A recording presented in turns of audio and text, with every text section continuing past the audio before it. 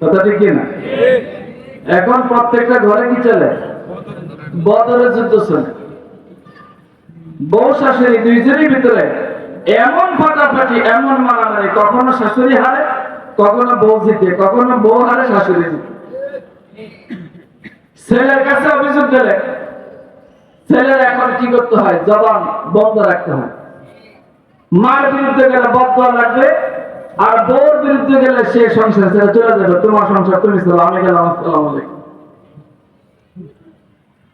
এই সমস্ত অভাব কেন? এই সমস্ত অভাবের পিছনে মূল কারণ একটাই, দ্বীনি শিক্ষার অভাব, কোরআনী শিক্ষার অভাব। আজকে আমাদের আরেফিন সাহেব যে কথাগুলো বলেছেন, প্রত্যেকটা কথা, প্রতিটা কথা এক একটা অ্যাটম বোমার মতন কাজ করবে যদি মানুষ মানতে পারে।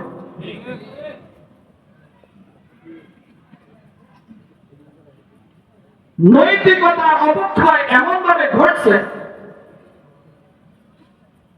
নীতি বলতে কি জিনিস তাও আমাদের কাছে নেই,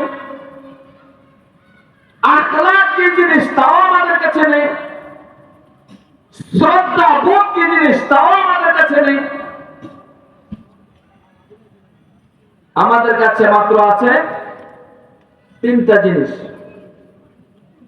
যেটা আমাদেরকে একদম ওই পোকার মতন করে করে খাচ্ছে। হুব্বে জাহ, হুব্বে মাল, হুব্বে আওরাত। কটা জিনিস? তিনটা জিনিস। বলেন হুব্বে জাহ, বলেন হুব্বে জাহ, হুব্বে মাল, হুব্বে আওরাত। হুব্বে জাহ হলো পদের লোক, হুব্বে জাহ হলো পদের লোক। দেখেন না, রাসূল করিম সাল্লাল্লাহু আলাইহি সাল্লাম যখন ইন্তেকাল হলো, রাসূলের পরে ওই রাষ্ট্র পরিচালনার পদে কে বসবে এটা নিয়ে ধাক্কাটাকি শুরু হয়েছে। কি শুরু হয়েছে? ধাক্কা দেয়। আবু বকর বলে আমি নয়, উমর খলিফা হবে। উমর রাদিয়াল্লাহু আনহু বলে আমি না, আবু বকর খলিফা হবে। ধাক্কা থেকে শুরু হয়েছে, কেউ খেলাফত নিতে রাজি না। শেষে নবী করিম সাল্লাল্লাহু আলাইহি সাল্লামের জীবদ্দশায় কিছু কিছু আলামতকে সামনে হাজির রেখে রাসূলের জীবদ্দশায় ইমামতি কে করেছেন? রাসূল এখনো মারা যান নাই, কিন্তু ইমামতি করতেন রাসূলের জায়গায় আবু বকর সিদ্দিক রাদিয়াল্লাহু তাআলা। এরকম আর কয়েকটা পয়েন্ট ধরে পরে সবাই ফয়সালা করছে, রাসূল যেহেতু আবু বকর সিদ্দিক রাদিয়াল্লাহু তাআলাকে প্রাধান্য দিয়েছেন, অতএব এখন এই পদে উনি আসীন হবেন। আর এখন এই যে এখন আগামী 8 তারিখে নির্বাচন, কি অবস্থা? ব্যাখ্যার প্রয়োজন মনে করতেছেন? কি অবস্থা? সবাই যার যার পক্ষে সাফাই গেছে যে আমি সবচেয়ে ভালো, আমি সবচেয়ে চরিত্রবান, আমি সবচেয়ে আখলাকওয়ালা, আমি দেশের দশের উন্নয়ন করব। এই যে স্লোগানগুলো, কয়টা কথা সত্য? এটা কারো বিরোধিতা করতেছি আমি? কারো বিরুদ্ধে কথা বলতেছি? বর্তমান বাস্তবতা। ওই পদের লোক যখন মানুষের ভিতরে ঢুকে, তখন ওই পদে তাকে আরোহণ করার জন্য যত প্রকার কৌশল তাকে অবলম্বন করতে হয়, সর্বপ্রকার কৌশল সে অবলম্বন করবে। চাই কারো গলা কাটা যাক, কারো উপরে জুলুম হোক, কারো উপরে নির্যাতন হোক, কারো উপরে নিপীড়ন হোক, তাতে তার কিছু আসে যায় না। একজনের গলায় পাড়া দিয়ে হলে আমাকে ওই পদে আরোহণ করতে হবে।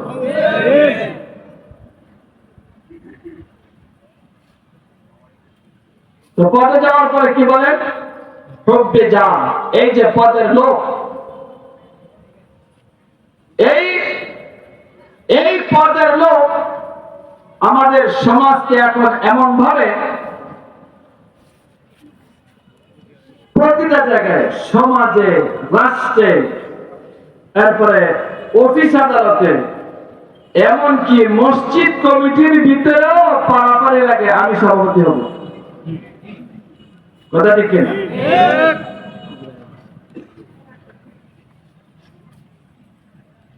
এই পদের লোক যখন মানুষের ভিতরে থাকবে তখন তার হিতাহিত জ্ঞান সে হারিয়ে ফেলবে। সততা, বিশ্বস্ততা, আমানতদারিতা, এই বিষয়গুলো তার ভিতরে থাকে না। আর পদের লোক যখন আসে আর পদে যখন আরোহণ করে, এক পর্যায়ে গিয়ে তার ওইটার পিছনে আর একটা কারণ হয়ে যাবে। দুনিয়ার সমস্ত অহংকারের মূল মালিককে আল্লাহ। এই পদে যাওয়ার পরে উনি বলেন আমি এই করছি, আমি সেই করছি, অথচ আপনার করার ক্ষমতা আছে। একজন মানুষের একদম কোনো কিছুই করার ক্ষমতা নাই যদি আল্লাহ পাক তাকে তৌফিক না দেন। অতএব আপনি যদি দাবি করেন যে আমি করছি, এই মসজিদ আমি করছি, এই প্রতিষ্ঠান আমি করেছি, না, এটা আপনার কোনো অহংকার করার বিষয় নয়, বরং এইটা হলো আল্লাহ প্রদত্ত জিনিস। আপনার মাধ্যমে আল্লাহ করেছেন, কিন্তু আপনি করেছেন। এই অহংকার যদি ভিতরে কাজ করে তাহলে আপনার এই আমলের যে বেনিফিট পাওয়ার কথা ছিল আল্লাহ তরফ থেকে, সেই বেনিফিট আপনার থাকবে না, সব নষ্ট হয়ে যাবে। যেমন হাজী সাহেবরা হজে যান, হজে যাওয়ার পরে অনেকের নিয়ত থাকে জীবনে একবার হলো আল্লাহর ঘরে যাব, দেখে আসবো, আল্লাহকে রাজি খুশি করবো, আল্লাহ হয়তো এই ওসিলা আমাকে নাজাত দিবে। এখন এক ব্যক্তি হজ করে আসছেন, আসার পরে উনি কোথাও কিছু দান করছেন, ওনাকে একটা মানি রিসিপ্ট দিয়েছে, আর সেখানে উনি আল হাজ লেখেন না, লেখাতে উনি যে নাকি কালেক্টর তাকে বলতেছে মিয়া আপনি কি লেখাপড়া জানেন, শিক্ষা থেকে কিছু করছেন? এখন এই বেচারা বোকা হয়ে গেছে, কি বলে আমি লেখাপড়া না করলে আমি লেখি কি বলে। এখন তাকে একদম মূর্খ বানা দিয়েছে, লেখাপড়া জানে না, তো আমি যে হজ করছি তা আল হাজ লেখলেন না কেন? না, আল হাজ কেন লিখছে না? তাহলে উনি যে হজ করেছেন এখানে আর ওনাকে জিজ্ঞেস করার দরকার আছে যে আপনি হজ করছেন দুনিয়ার জন্য বা আখিরাতের জন্য? জিজ্ঞেস করার দরকার আছে? জিজ্ঞেস করার প্রয়োজন নেই তো। কারণ একটা মানুষ, আপনি একটা বড়ই খাচ্ছেন, এখন এই বড়ইটা টক না মিষ্টি আমি বুঝবো কিভাবে? আমি বুঝবো কিভাবে? খাচ্ছেন আপনি, কিন্তু বুঝতেছি আমি কিভাবে বুঝবো? যে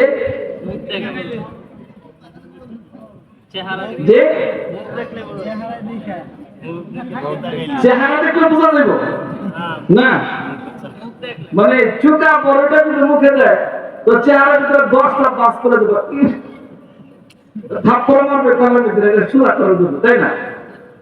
এখন আপনি যে হজ করছেন আর আপনি যখন বললেন যে আমি আল হাজ লেখলেন না কেন, তাহলে এখন আর বলার প্রয়োজন নাই যে আপনি যে হজটা দুনিয়ার নাম কামানোর জন্য করছেন, বলার প্রয়োজন নেই, এমনি বুঝে আসে। হবে যা পদের লোক, তোমার যদি দুনিয়ার কোন চাহিদা নাই থাকে তাহলে সভাপতি হওয়ার জন্য তোমার এত নির্বাচন কেন, এত পেরেশানি কেন? তাহলে নিশ্চয় দুনিয়ার কোন লোভ আছে। আর দুনিয়ার লোভকে সামনে রেখে যদি শুধু মসজিদ মসজিদের মানে বাইতুল্লাহ শরীফের সভাপতি যদি হয় তাহলে কোনো ফায়দা নাই যদি দিন পরিবর্তন না হয়। আলা ইন্না ফিল জাসাদি লামুদগাতান ইযা সালুহাত সালুহাল জাসাদু কুল্লু ওয়া ইযা ফাসাদাত ফাসাদাল জাসাদু কুল্লু আলা ওয়া হিয়াল কলব। মানুষের কলবের ভিতরে একটা গোশতের টুকরা আছে, এই টুকরাটা যদি শুদ্ধ হয়, এই টুকরাটা যদি সলিড হয়, ইদা সলহাত সলহাল জাসাদু কুল্লু, তাহলে তার শরীরের প্রত্যেকটা অঙ্গ প্রত্যঙ্গ সবগুলো শরীর হয়ে যাবে। ওয়াইদা ফাসাদাত ফাসাদাল জাসাদু কুল্লু, যদি তার কলবটা নষ্ট হয়ে যায় তাহলে তার শরীরের প্রত্যেকটা অঙ্গ প্রত্যঙ্গ, হাত, চোখ, পা, কান, দেমাগ সব কিছু ব্যবহার নষ্ট হয়ে যাবে। আলা ওয়াহিয়াল কাল, সেটা হলো মানুষের অন্তর।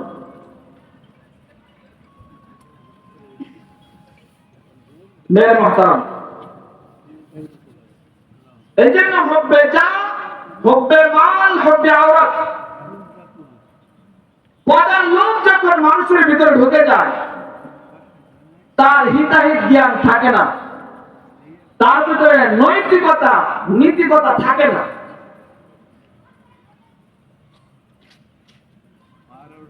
হব্বে যা, হব্বে মাল, যখন সম্পদের লোক মানুষের কলবের ভিতরে ঢুকে যায়, আমাকে 10 তলা বাড়ি বানাইতেই হবে,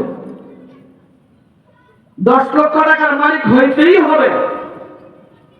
যখন সম্পদের লোক ঢুকে তখন যে দিক থেকে যেভাবে পারে ওইভাবেই সে সম্পদ কামাই করবার চেষ্টা করে।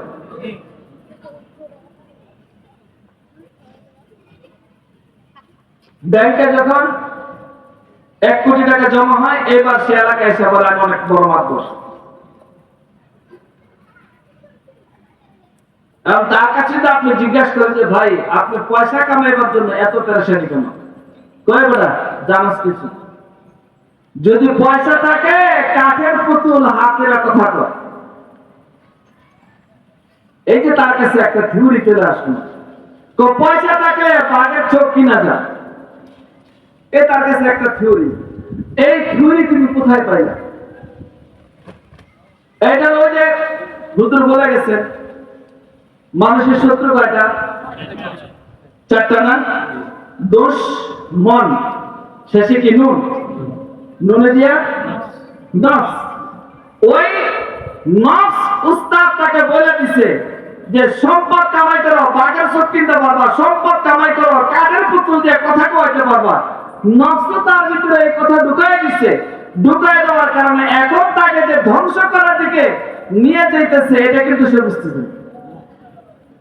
অথচ নবী করিম সাল্লাল্লাহু আলাইহি ওয়াসাল্লামের হাদিসে পাকের মধ্যে পরিষ্কার আসছে, একদা নবী করিম সাল্লাল্লাহু আলাইহি ওয়াসাল্লাম সাহাবায়ে কেরামদেরকে নিয়ে যাচ্ছিলেন, রাস্তার পাশে একটা মৃত বকরির বাচ্চা পড়েছিল।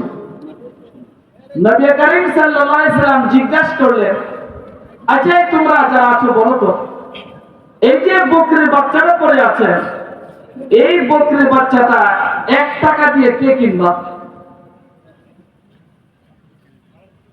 সাহাবায়ে কেরাম জবাব বললেন, ইয়া রাসূলুল্লাহ, এই মৃত বকরির বাচ্চাটা 1 টাকা দিয়ে কিনবো তো দূরের কথা, ইয়া রাসূলুল্লাহ, তো মাগনা দিল তো কোন তো, তাহলে এটা কোনো দাম নেই, এটা কোনো মূল্য নেই। নবী করিম সাল্লাল্লাহু আলাইহি ওয়াসাল্লাম বললেন যে তোমাদের কাছে এই মৃত বকরির বাচ্চার যেমন মূল্য নাই, আল্লাহ তাআলার কাছে দুনিয়ার সমস্ত সম্পদেরও সেই পরিমাণ মূল্য নাই। যদি আল্লাহ তাআলার কাছে দুনিয়ার সম্পদের মূল্য থাকতো তাহলে কাফের মুশরিক বেঈমানদেরকে এক ঢোক পানি আল্লাহ খাওয়াতেন। মেরে মাতাম, অথচ আজকে যাদের কাছে এই হালাল পন্থাই হোক আর হারাম পন্থাই হোক পয়সা জমা করতে পারছে, তাদেরকেই আমাদের সমাজের মানুষগুলো জমা খরচ দিয়ে চলতে হয়। হব্বে যা, হব্বে মাল, হব্বে আওরাত, মহিলার লোক, নারীদের লোক, এই নারীদের লোক একমাত্র বৃদ্ধ ছাড়া, একেবারে বৃদ্ধ যারা সর্বদিক থেকে বৃদ্ধ হয়ে গেছে, এরকম ব্যক্তি ছাড়া এমন কোন মানুষ নেই যার ভিতরে লোভ নেই। কিন্তু স্ত্রীর লোক এটা শরীয়ত সম্মত, স্ত্রীর লোক শরীয়ত সম্মত, কিন্তু স্ত্রী বেঁধে রেখে অন্য মহিলা থেকে আকৃষ্ট হওয়া এটাকে শরীয়ত সম্মত, এটা শরীয়ত সম্মত। আপনি বাজার থেকে বাজার করে নিয়ে গেছেন বাড়িতে, আর আপনার পার্শ্ববর্তী উনিও বাজার করে নিয়ে গেছেন। আপনার ওয়াইফ বলতেছে যে অমুক ভাই কত সুন্দর শাক নিয়ে আসে বাজার থেকে, আর তুমি কি বাজে শাক নিয়ে আসো। তাহলে অন্যের ক্রয় করা জিনিসটা আমার কাছে পছন্দ হয়েছে, আপনার ক্রয় করা জিনিসটা আপনার স্ত্রীর কাছে পছন্দ হয়নি না। শুকরিয়া।